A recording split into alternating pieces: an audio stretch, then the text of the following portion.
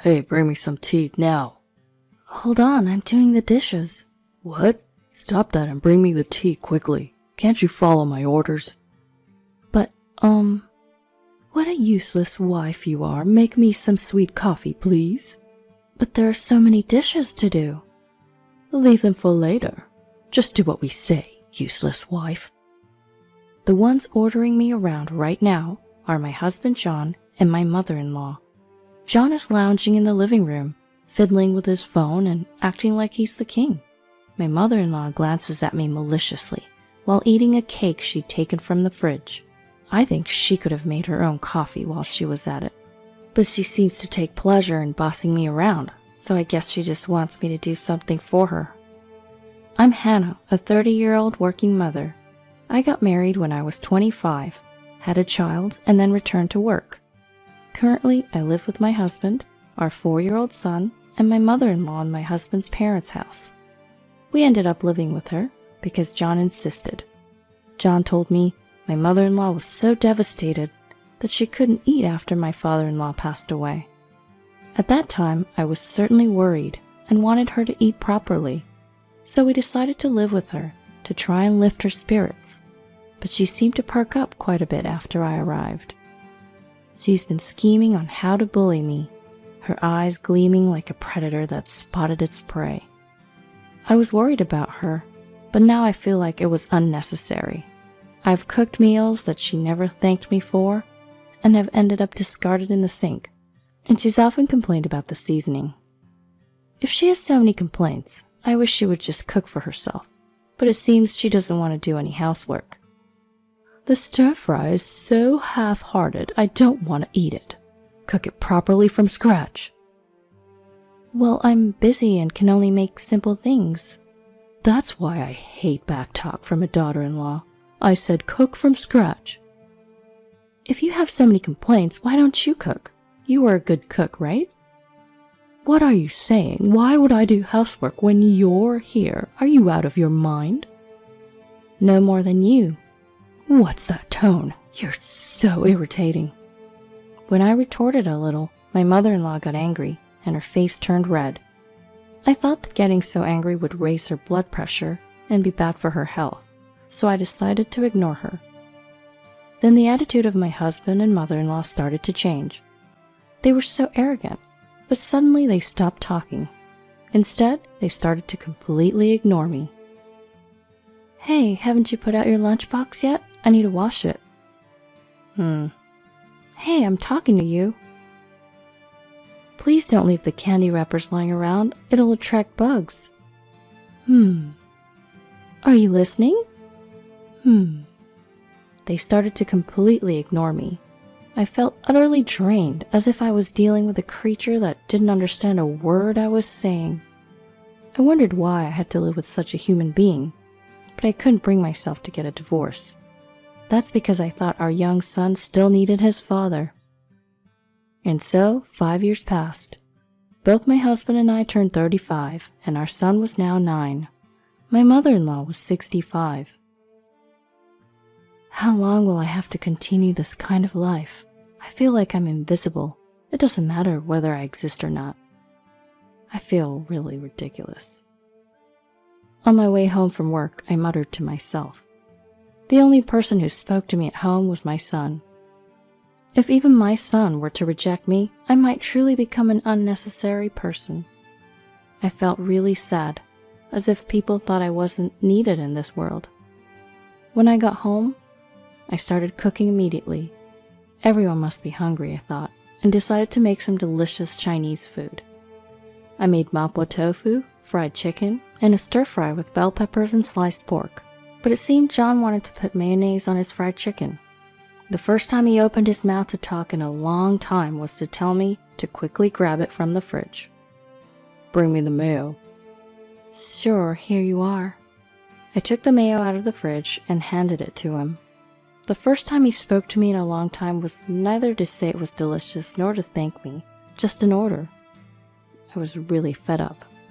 Then my mother-in-law turned to me and said with a very malicious face, "Clean the toilet." What? The toilet. Clean it right now. I'll do it later. Don't say such a thing while we're eating. It's nasty. What? Just like your heart. What? You really know how to annoy me, don't you? My mother-in-law screamed, left her dishes as they were, and went back to her room. I couldn't understand her nerve to tell me to clean the toilet during a meal. She probably just wanted to be mean to me. But wouldn't she think it's disgusting and not appropriate for mealtime? Well, if she were a reasonable person, she wouldn't say that in the first place. Because I snapped back a little, my mother-in-law got mad, so my husband told me to apologize. What the hell are you saying to my mom? Apologize. No. What? So you finally speak after 5 years and that's all you can say? Who do you think you are?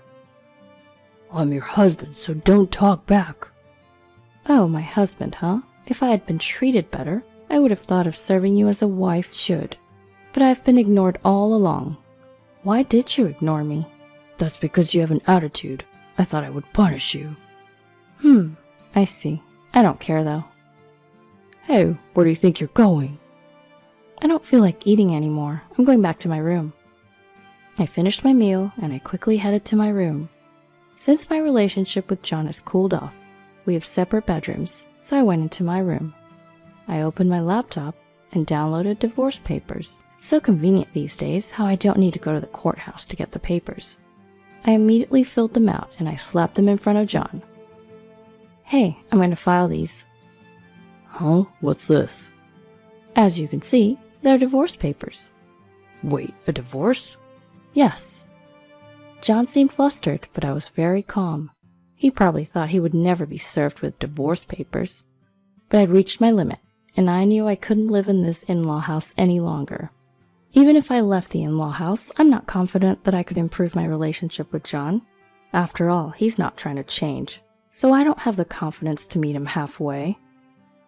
Why are you suddenly talking about divorce? You're not acting normal. You were always taking me for granted and ignoring me, right? I'm at my limit. I don't see any good in being with you anymore, so I want to end it. What? Are you going to abandon me? I don't know what to say to that. Actually, John was unemployed at that time. He used to work as a corporate employee, but he had caused so many issues that he was fired.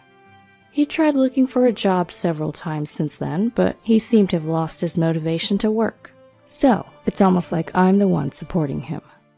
John used to tell me he was the one providing for me and giving me food. This was while I was on maternity leave, but I was just on leave, not unemployed. Yet he acted so superior, talking down to me and making me angry. The money to buy baby clothes and formula came from my savings, and I honestly thought he didn't care about our child at all. John used to act so arrogant, but now he's unemployed and being supported by me, so he would be in trouble if I left. Because his mom, my mother-in-law, isn't receiving any pension. His dad used to be self-employed, but it seems like he'd been avoiding paying into his pension. As a result, they couldn't receive any survivor's pension, and even though he's 65 now, he hasn't received any old age pension. His dad said paying into a pension was a waste. But didn't he think it might cause trouble when he couldn't receive it in the future because he hadn't paid it? What are you planning to do leaving us like this? I will live with our son, just the two of us. It's easier that way. I won't allow it. Please give me custody. You're unemployed. There's no way you can support him. Since you stopped working, I've been the one supporting this house. But I want to be with Jacob. Just give me custody. Don't act so high and mighty when you never really cared about Jacob. While we were arguing, my mother-in-law came out of her bedroom. Then she started yelling at me. Listening to you, you're so selfish. Don't you want to contribute to this house? No, I don't. Don't talk back. You're just a daughter-in-law. If you're gone, how are we supposed to get by? Why don't you ask your boyfriend to lend you some money? What? You're dating Mr. Brown from 3 houses down, right? He's incredibly wealthy, lives in a mansion, even has housekeepers. How do you know that? I saw you and Mr. Brown the other day, hand in hand, enjoying a date. You two disappeared into the hustle and bustle of downtown, You even did something quite inappropriate. What? Can I show this to his wife? She would be quite furious. Stop it. When I showed her the photo I had taken on my phone, she was furious. My mother-in-law was in a relationship with a married man from our neighborhood named Mr. Brown. He was a very wealthy man living in a mansion and employing several housemaids. His wife was very refined, a lovely lady. I'm certain she'd blow up if she saw this photo. Even a seemingly gentle wife would not remain quiet when she found out that her husband was dating one of their neighbors. Both Mr. Brown and my mother-in-law are in their 60s. It seems my mother-in-law approached him because of his wealth. Can you believe I was ordered to clean the toilet while eating by such a vile person? You're so grimy. You'd suit cleaning the bathroom during meals. Now I have to tell his wife. Stop it. Oh, sorry.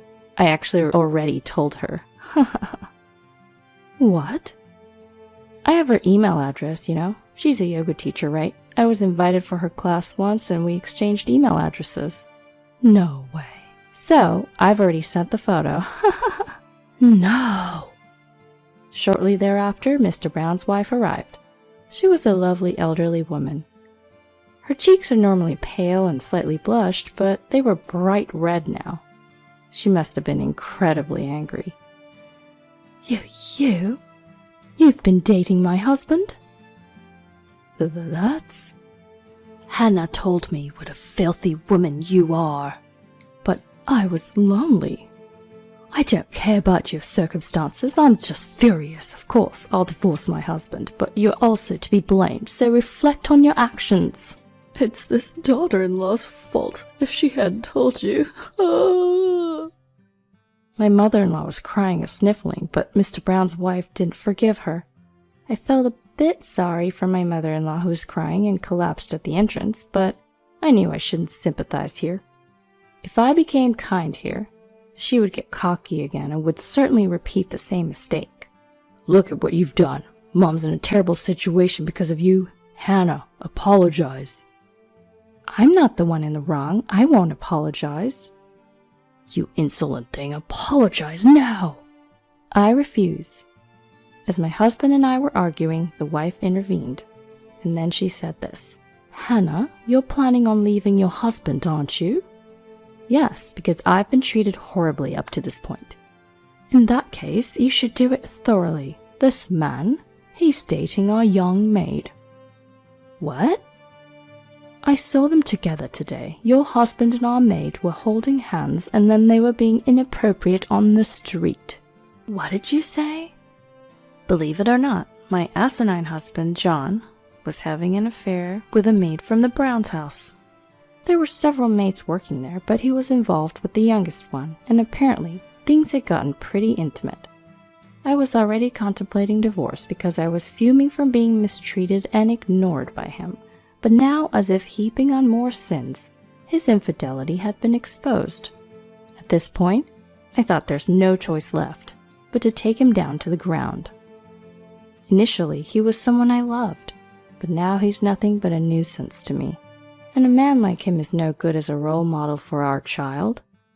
I had been tolerating him for the sake of our son, but a father like him is worse than having no father at all. Why didn't I decide to divorce him sooner? I deeply regret it, but it's no use crying over spilled milk now. You're the worst, John. I will never forgive you. You need to pay child support. Wait a minute, I'm unemployed. So what? You still have some savings, right? You can pay child support from that. If I do that, I will be penniless. Are you okay with me starving on the streets? We're parting ways, so whatever happens to you is none of my business. You're cold. You shouldn't be saying that. You have the audacity to say that after treating me coldly all this while? I don't care anymore. I'm leaving. I immediately started packing with my son. If I stayed in this house any longer, I felt like I'd go crazy, so I thought I should return to my parents' house. John tried to stop me, but I didn't listen to him anymore. No matter what he said, I was intent on divorcing him. In the end, he didn't agree to submitting the divorce papers. so it ended up being a messy divorce lawsuit. His responsibility was acknowledged in court, so he had to pay me damages. I also claimed child support, which he somehow managed to pay in a lump sum. Apparently, he borrowed money to pay it off. And then my spiteful mother-in-law got sued for damages by Mrs. Brown. With no pension or any form of income, she decided to start working part-time to pay off her debts. For my mother-in-law, who had never worked and lazed around the house all day, labor was a tremendous struggle. She started a job in cleaning, but she's always slacking off and getting scolded by her coworkers. She's also working at a cash register as a second job, but she's never done that before and seems to be getting sarcastic comments from the young college students working there. Since she was living leisurely without helping in her husband's business, I think she's just now learning the harshness of society. I returned to my parents' home and lived there for a while, but I found out that a great apartment was available near my office, so I decided to move there.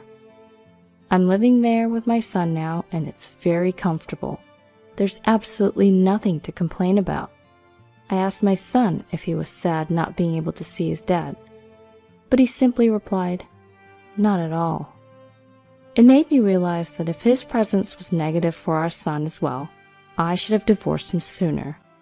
From now on, I intend to work hard at everything to ensure that my son never has to face any hardships.